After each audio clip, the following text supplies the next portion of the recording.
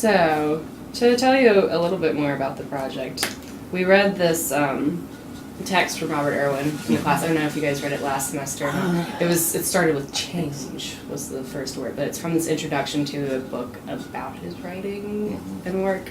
And we got into this great discussion about this term that he uses, radical change. And I sent you the definition, which I can read again. He defines it as that radical change in our lives occurs when the methods of our time-worn practices, checked and rechecked, are unable to account for a growing accumulation of instances and questions to the contrary. Which I really like I've always been really interested in the idea of paradigm shifts. Sure. Like when your world just kind of like has to realign itself. And he uses this example of where he's been an abstract painter for his entire life, and all of a sudden that's not working for him. It's not answering the questions. It's not feeling meaningful for an extended period of time, and that's when he finally just gets rid of his studio and begins making site-specific works, like responsive site-specific works. Yeah. And part of the thing that inspired this was the conversations that we had with you guys during those meetings about how it would be really nice to do some kind of project where the art historians can come and write about your work or whatever. And so I was like, well, why not ask some of the people who make art here about radical change and if it affects their work or not. And so that's kind of how this project came about. And the end result is a WordPress site with individual posts for each person I've interviewed, and it's got my handwritten notes in all their glory, and the audio recording if people are cool with that, and then any artwork that people want to share that they feel like was maybe relevant to what we talked about, or if they just want to share some of their work with me. Yeah. And so that's kind of that's kind of what the project has become, and I think I like where it's at. Cool. So I thought it was kind of nice. If we, weren't here, but then I have 2 pieces that are kind of like finished, that are out there that are new, and I just left them up. So we can kind of take a look at those, or maybe photograph something. That would be really cool. Cool. So, I'll just kind of go about this the way that I've been doing it with most people, and there's really just kind of one big question that I'm asking, and then just taking it from there and seeing how things develop. Are there any moments that stick out as moments of radical change for you? Honestly, I feel like that in some way that's been the story of like my life as a maker. Whether that's starting like in high school, I would stay up all night and do these watercolor drawings like in my bedroom, and like stay up until 4 in the morning until my dad got up for work. And so it was like all of these things that kind of started as like secret ways for me to connect with something that I could never put my finger on.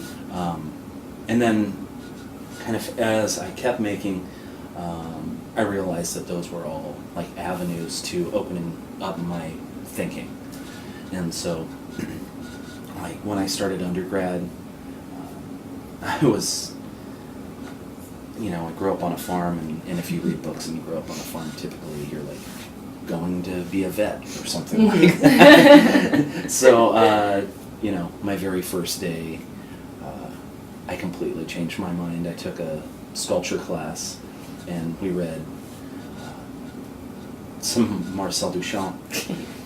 and it was just like, for some reason I just could identify in some way, or like there was a curiosity there that was like so bizarre from my concept of art that I was just like, I have to do this. So I changed my major that day and kind of just kept working.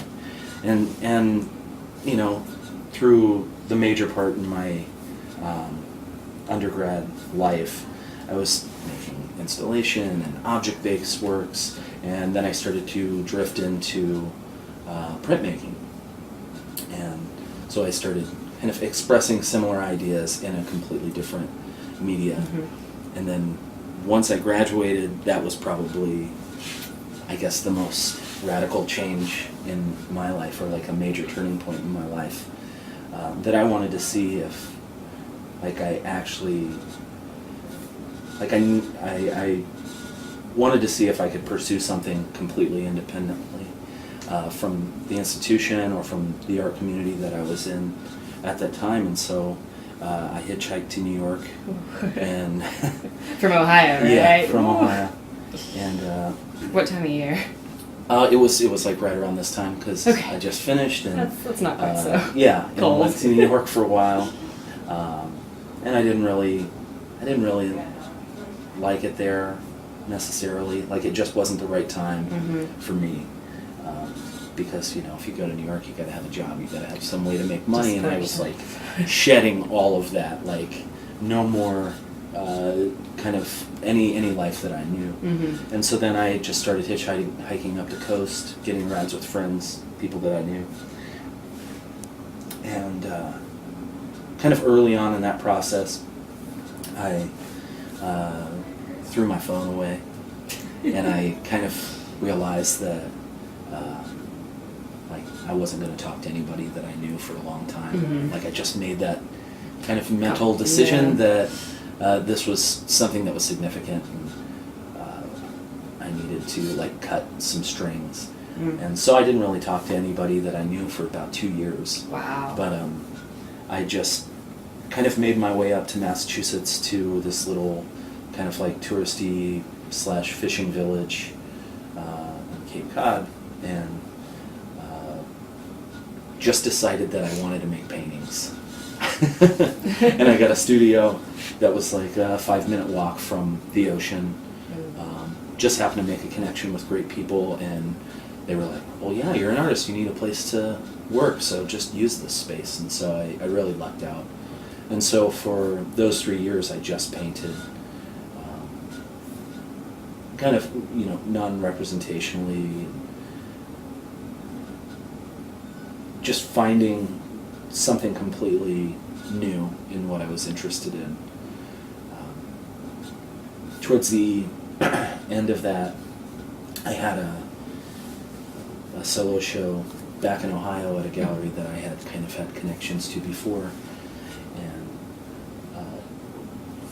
after 3 years of painting, my idea was that I was going to do a week-long performance piece. Kind of an installation, and so I did this like sensory deprivation performance installation drawing project. And so I had like industrial earmuffs and earplugs, and I had blinders on my eyes for 7 days, and I kind of lived and worked in the space, just kind of managing myself, and a reinvestigation of what this notion of like a spatial relationship is, and really like reflecting back into like my sense of how I moved through the world. And I feel that was really the beginning of me trying to understand like my working process parallel to my thought process. And so different manifestations of how I moved through the world were kind of constantly evolving after that. I had projects that I would ride my bike to the gallery, and I would pick up things, or I would use just my backpack or what I could attach to my bike as like the elements to add to an ever accumulating and evolving environment that I was building in the space over the course of 3 weeks or a month or whatever. Then at the same time, I was doing a lot of kind of like searching as far as like old books I had, images on the internet, old photographs, found photographs, advertisements, still lifes, cityscapes, because I started to think about like what is the kind of like the image world that I'm moving through. And it isn't as simple, or it wasn't as simple for me to say, oh, this is the neighborhood I live in, and so I'm going to paint my neighborhood. Yeah. But I was like I was making a conscious decision to like make representational paintings all of a sudden, which you know, if you are in a community of people that are expecting you to do like the next freaky thing, What happens? whether it's performance art or whether it's kind of like weird, gooey sculptural objects, and then all of a sudden you kind of show your next show is like a still life of a basket of fruit, or you know, city architecture, you know, things like that.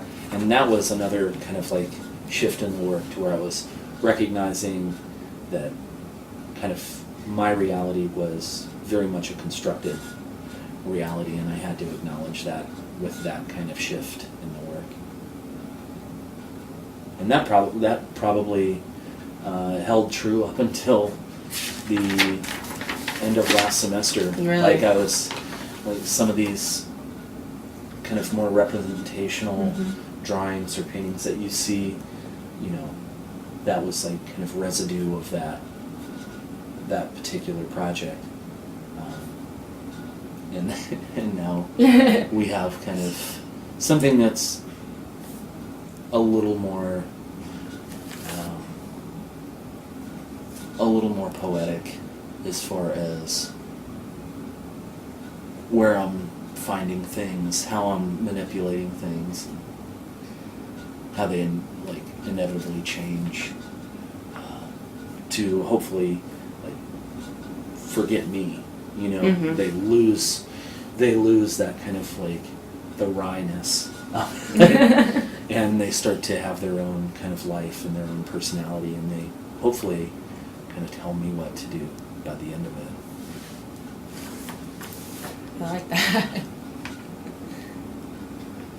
So yeah, that was my life. Yeah. That was my life in like 5-10 minutes. That's fine. I mean, But I mean, I think to like put parentheses around what you want or what you're asking me, because like I think the tangential is a part of who I am as a maker, and those are ways to express like everyday radical change, not just like this is a huge paradigm shift in my life and now I'm going to do this forever. It's more like every single day I'm kind of like filled with a lot of hope and excitement for what I'm working on, but then at the same time I'm totally filled with doubt that this is like the most ridiculous thing. This is now the most ridiculous thing that I've ever done. And so those two kind of fields always being, always having value is like it's important to who I am as a maker, because like I could like draw an observational still life today and it would be just as important to me as a found object piece that I made yesterday. that's really interesting that you kind of think about things as everyday radical changes, because one of the things after I presented this project yesterday to the class was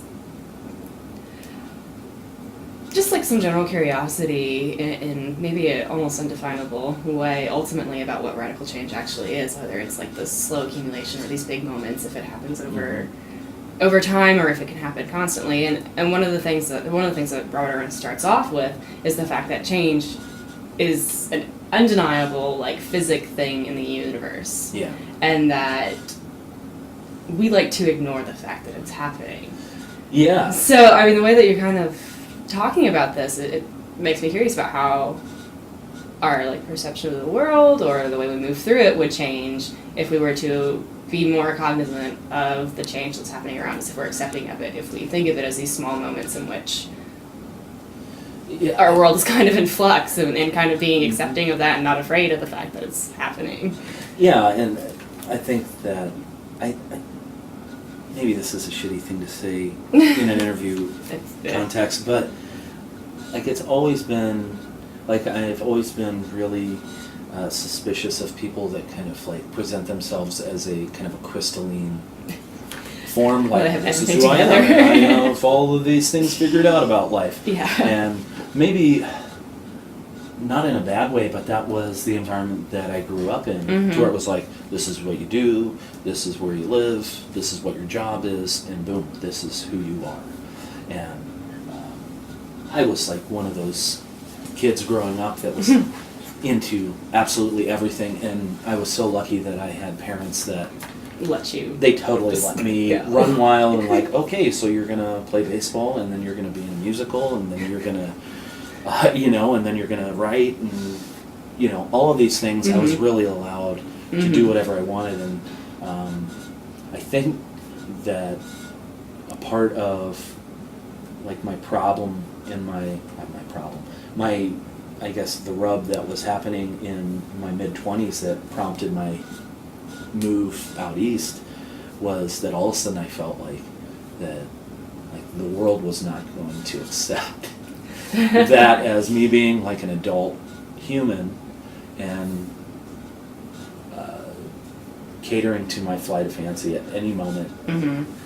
And then I realized that, well, this is what I need to do. Like, I think to be the artist that I want to be Mhm. is to embrace that and acknowledge that Yeah. not only is like the world shifting around me, but like I'm shifting. Within it. Yeah, Yeah. I'm totally changing, and and that's manifested itself in visual art projects, writing projects, collaborative projects, like the music I've made in my life. Mhm. Like I think about the vast spectrum of music that I've made, like to be in like really highbrow kind of like noise jazz band, Yeah. all the way to like black metal band. It's just Mhm. like all of those things exist in me. Like I'm as much I'm as much interested in the full spectrum Mhm. as anything else. And it was all, I don't know when I wrote it down, but at some point in time, in terms of making or in terms of the person that I wanted to be, I wanted to feel like that the whole world has to come through. Mhm. Like I can't slow that down or say, I think I want to talk about identity politics for the rest of my making life. Or something like that, or I think I'm going to be figurative sculptor from now on. Like it was just like, this is always going to be, and then the way that I make definitely feels that way, because I will feel as comfortable to make something as that to that. Mhm.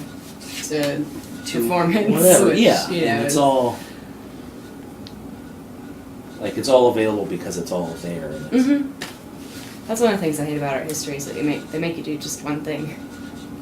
I'm like, what if I don't want to do just one thing? I think I'm very jealous of artists, like people who practice art of all kinds as a lifestyle, because there just seems to be such fluidity that you can access if you want to. I mean, if you want to sit there and make the same thing for the rest of your life, you totally can, but the more I've been around this space, I've just seen the way that people kind of, if something grabs their interest and they have the boldness to go for it, it really usually ends up in a very interesting place, and there's not that sense of well, and this is being also locked some down. sort of like, there is a utopian fantasy that is like studying studio art in the institutional setting, because it's like it should be transformative, right. and like kind of if it is functioning in any way, it should be transformative. You are Seems going like to a hard not thing to force though. yeah, but and it's up to the candidate right to do that. But once you kind of re-enter the real world, some people choose to like streamline it, like this is my product, this is how I get shows, make a business out of it, or this is how I can sell work, which is all like that's all fantastic. It's all valid. Like I am super stoked about people that make a living honing their craft. I just know at this point in my life, like I don't think that's necessarily the person I am or the artist that I am. Yeah, and I don't think you have to be streamlined product of a person. I mean, I really respect and like the fact that you just like took off. Like part of me feels like that's what I need to do when I finish this. It's just like find some way to like take off of everything for a little while. And really just like go and have some kind of terrifying experience where I don't totally really terrifying at times. Like in like random state campgrounds with just, and it sounds stupid, kind of like over romanticizing, but like I seriously just had a duffel bag with some clothes and like this old little travel tent. Typewriter. I didn't even have a tent. You didn't have a tent? No. Oh my gosh. And you know, and Wow. you just kind of like do what you can for the next thing. Mm-hmm. It definitely changed just my interactions with other people for the rest of my life. I think I used to like expect intellectual nourishment from people a lot more. Like I was like, come on, don't you want to like get into this deep, let's crazy do this. conversation? And it's not always like that. And sometimes like the most wonderful moments are like the guy that brings you half of his beans at the end of the day, because between the two of us we had one can of beans and it was his. And like those kind small of gestures. You know, was it like one act of kindness, 1,000 acts of human kindness, like kind of idea. Yeah. I feel like I'm maybe getting ready for some radical change in my own life. Do it. That seems to It comes be. with repercussions, though. I'm sure it does. Like it was, you know, probably the worst thing you could possibly do to your very loving parents, just to be right. like, I just need I'm to not going leave. to talk to you for 2 years. Bye. Yeah. And so, you know, it takes a long time to make sense out of that, figure it out, why it had to happen, or if it needed to happen, and all of that stuff. But, you know, of course, like, my parents are awesome, so Right. And eventually I have they awesome realized, parents too, yeah, so. they realized that it was like, oh, okay, See where it this wasn't about us, or it wasn't about anybody else. It was like there was something you needed to do, and I think we are for the better. Cool. Yeah, that's really great stuff. You think that we're good? Yeah, unless you have any Is other, there if you have any anything- questions for me, or if you have anything else you want to talk about, I mean. Oh, I don't know. I mean, I'd like to continue keeping track of your work and stuff over the next. Yeah. I mean, That's one. I mean, another great thing is that I get to like see people's studio spaces and hear about their work, and it's. I mean, it just adds that much more value to. Yeah. You know what I see, kind of knowing the person a little bit. And also, just like getting to see people's work, because for some reason it's like really hard for me to How was that? get around the building it's sometimes. totally true though. Like, sometimes I have no idea what other people in the building are making because you know You guys all have your own little project spaces. Yeah, you do have to have a certain amount of focus and intensity and kind of like self-serving concentration that it's like I am in my world to help suss out my world. Right. And so it just turns into that, unfortunately. Well, and we're up there, like, in that little tiny corner on the 3rd floor, which is, like, a terrible place. We're not close to anything. You know what you guys should do? What should we do? This is just I'm open to because anything. We did not. We maybe the art history and studio art meetings did not continue, probably because of Belgium and all of that jazz, and then the semester is insane. Time. I think you guys should, because you guys all have offices, right? The PhDs have office, and that big room that I think you guys met in is the master's student lounge. Why don't you guys like curate Work that and just for that lounge? that would all be the time, fantastic and then because that lounge is terrible. rotate it. You know, like I actually love that idea because we complain all the time about how unwelcoming, how like just cold that space feels, and we've been trying to find ways to like give it some character and personality. Yeah. I'm like, I'll hang a tapestry, we'll do this, we'll do that, and it's just like nothing has really felt like it might try be it. something valuable. That's a really interesting idea. Just and maybe there's some kind of thing where if we want, we can write some responses to the stuff that's hanging out to share with you Yeah. guys. It's kind of a, Well, even if not, or just that's a good enough exchange, because it's just going to keep growing to my eyeballs well, in here. If you're I more don't- than welcome anytime you want to start. Maybe, Just yeah, let me maybe know, and I'm happy to find a place for it in there. Cool. We will clear off some wall space or something, because I think that's something that would be really fantastic for that space, and a fantastic way to share Yeah, with each other. So I like that for sure. suggestion a lot. Well, yeah. Do you want to see Yeah. some of the, I guess, larger Just things?